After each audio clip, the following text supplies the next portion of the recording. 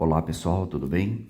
Vamos concluir aqui então esta nova série que fizemos sobre a doutrina do inferno de fogo, né? Se ela é bíblica ou não.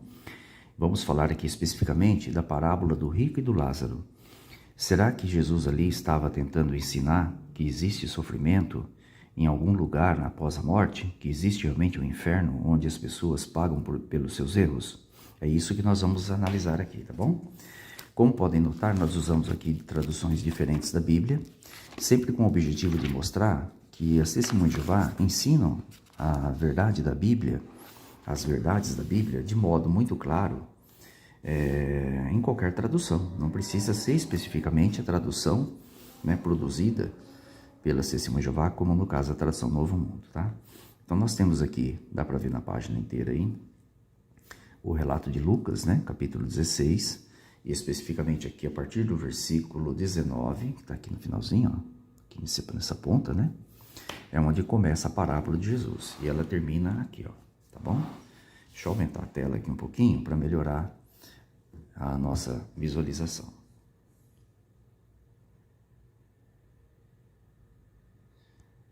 Dá um pouquinho de trabalho, mas vai dar certo.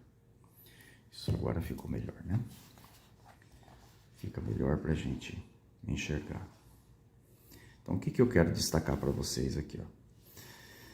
Perceba que no versículo 23, no meio da narrativa de Jesus Cristo, nós temos aqui a palavra Hades, né? A palavra Hades. Muitas Bíblias está aqui a palavra inferno, que em si não está errado, né?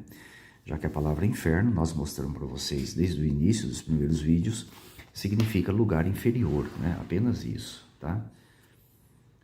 Aí aqui em cima aparece que no Hades ele estava sendo atormentado. Então nós temos aqui um problema para ser resolvido. Se você entender que o Hades é um lugar onde as pessoas que morrem sem o favor de Deus são atormentadas, você vai ter um problemão do tamanho do universo para resolver. Por isso nós vamos mostrar para vocês que Jesus aqui estava apenas fazendo uma ilustração e não tentando provar o contrário do que a Bíblia realmente ensina. Conforme nós mostramos para vocês, no vídeo número 4, o Hades, ele equivale a Seol, que está no vídeo número 2, dessa série que nós fizemos aqui. Como que nós provamos isso? Você lê ali o relato de Atos, capítulo 2, versículo 27 e 31, onde Pedro, no seu discurso em Pentecostes, ele fez a citação do Salmo número 16, versículo 10.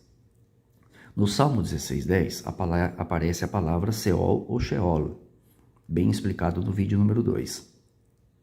E Atos 2, 27 e 38, Pedro usou a palavra Hades no lugar de Seol, a palavra grega Hades no lugar de Seol. Portanto, Hades e Seol são termos que se equivalem em línguas diferentes, representam a sepultura comum de toda a humanidade. Seria o Hades e o Seol lugar de tormento? Evidentemente que não, ficou muito claro isso, né? Nós podemos recorrer aqui rapidamente no livro de Eclesiastes, capítulo 9, versículo 10, e vou mostrar isso para vocês aqui, só para relembrar, né? Atos, capítulo 9, versículo 10. Olha aqui, ó. Está aqui no centro do vídeo. Onde você está vendo aqui a palavra sepultura, traduzida por sepultura, em hebraico. Inclusive, essa Bíblia com a nota ao pé da página mostra que o termo hebraico ali é, olha aqui, Sheol, né? Ou simplesmente Seol, né? Então, qual é a condição daqueles que estão no Seol? Olha aqui, ó. O que as tuas mãos tiverem que fazer, que o faça com toda a sua força, pois na sepultura, Seol ou Hades, para onde você vai, onde todos nós vamos, evidentemente um dia, não há atividade, olha, não há nenhum tipo de atividade, não tem planejamento, não tem conhecimento e nem sabedoria. Então fica claro que o Hades é um lugar de inatividade total. Inatividade total. Portanto, Jesus Cristo jamais iria contrariar, aquilo que a Bíblia fala em outras passagens sobre a realidade do Hades e do Seol. Ele jamais poderia dizer que o Hades é um lugar de tormento, sendo que a Bíblia diz em outras partes que é um lugar de inatividade. Então fica claro que Jesus usou o Hades ali apenas em uma simbologia para tentar trazer alguma lição, né, para os ouvintes ali, mais especificamente os fariseus, que a gente vai mostrar isso para vocês. Tá bom? Então essa é a primeira base. O Hades não é um lugar de tormento, mas é um lugar de inatividade. Segundo, qual é a condição dos mortos? Esse está aqui, ó. Olha aqui, ó. Voltando um pouquinho, versículo 5. Os vivos sabem que morrerão, mas os mortos nada sabem. Se os mortos nada sabem, entendeu? Nada sabem. É impossível, portanto, que haja um diálogo, uma conversa entre mortos. É impossível. Então, nós temos aqui duas bases muito claras na Bíblia que provam o que realmente é o Hades e a condição dos mortos, que vai totalmente contra o conceito de que o Hades seria um lugar de tormento e que os mortos poderiam se comunicar após isso. Tá bom? Se você entender que o Hades é um lugar literal, mesmo assim insistir que o Hades é um lugar literal, então você tem esse problema aqui para resolver, mas terá outros também, outras questões que vamos levantar aqui. Por exemplo, se as almas descansam no seio de Abraão, o seio de Abraão também é um lugar literal? Claro que não. O seio de Abraão aqui representa morrer indo a favor de Deus, e não que as almas viajam para algum lugar, né? Em hipótese alguma, tá bom? Porque se assim fosse, né? Por exemplo, quando Abraão morreu, para onde que foi a alma dele então, né? E os patriarcas fiéis de Deus anteriores a Abraão, para onde que foram? Então, evidentemente que o seio de Abraão aqui é representativo. E o Hades também foi usado, então, de forma representativa e não de forma literal, tá? Outra questão que nós fazemos aqui, voltando aqui no livro de Lucas, né?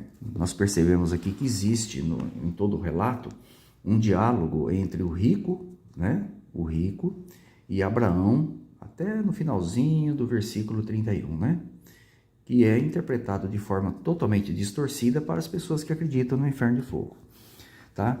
Seria o inferno tão próximo do céu a ponto de que as pessoas mortas se comunicariam umas com as outras, se viriam umas com as outras?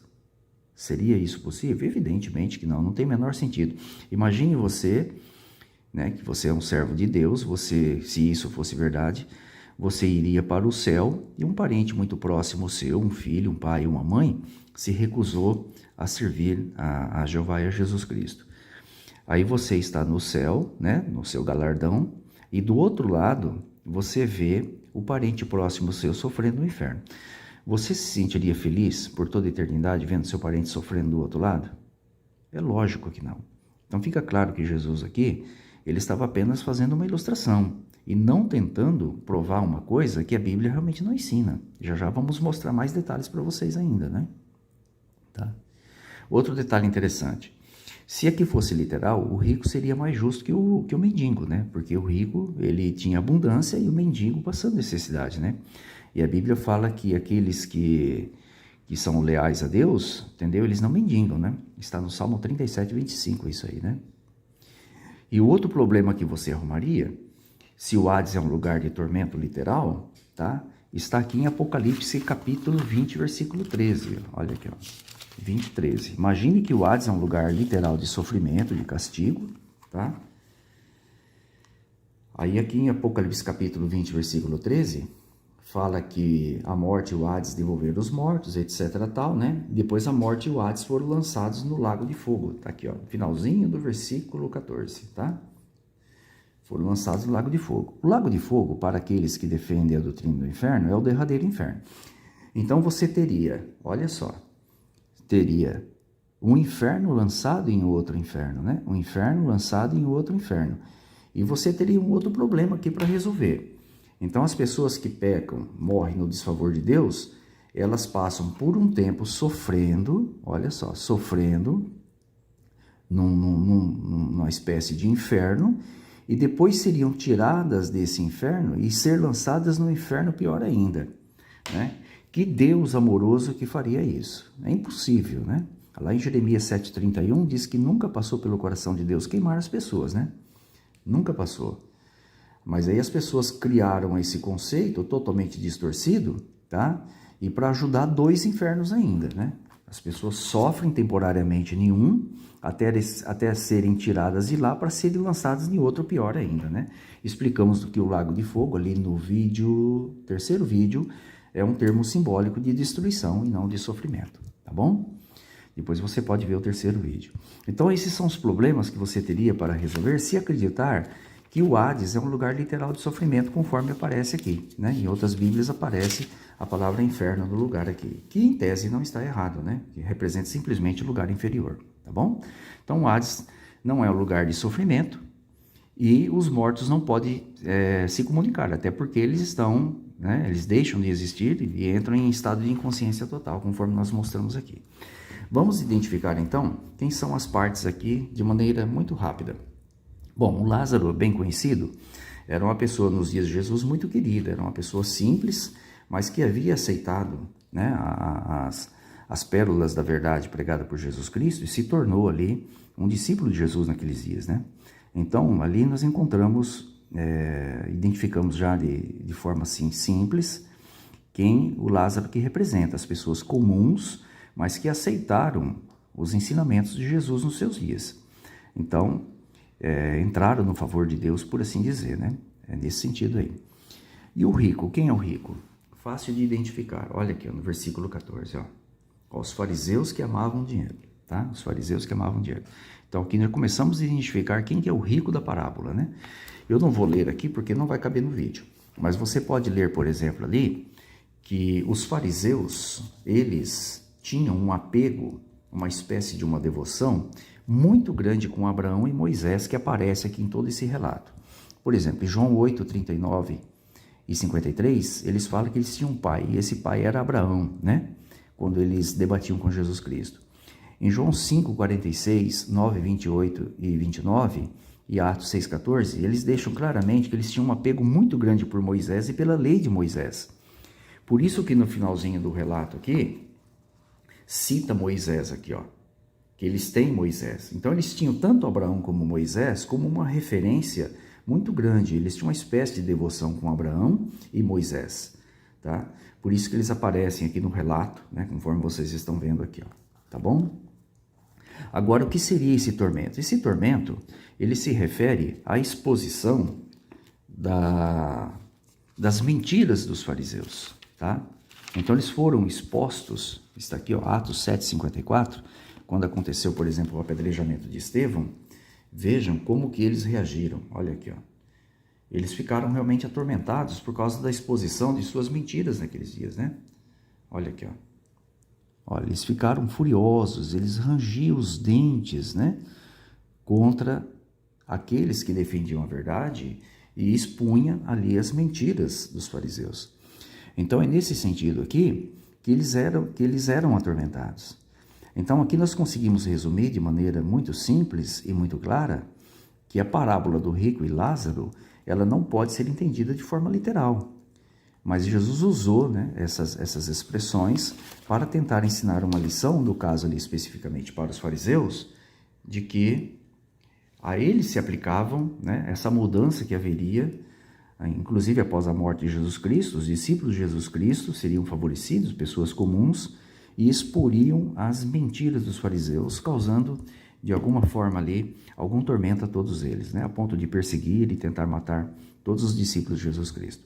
Assim nós encerramos essa série e ficou muito claro para todos nós aí que Deus jamais criaria um lugar onde ele atormentaria as pessoas que pecam contra ele. Um Deus de amor nunca faria isso, né? Conforme nós podemos notar aí nessa série de vídeos. E eu espero que você realmente tire bastante proveito disso e tenha o conceito de que para agradar a Deus, nós precisamos ser guiados pela palavra de Deus e pela verdade, como diz ali em João 4:24, né? Precisamos servir a Deus com espírito e verdade. É assim que nós precisamos fazer, e jamais defendendo uma mentira como essa da doutrina do inferno de fogo.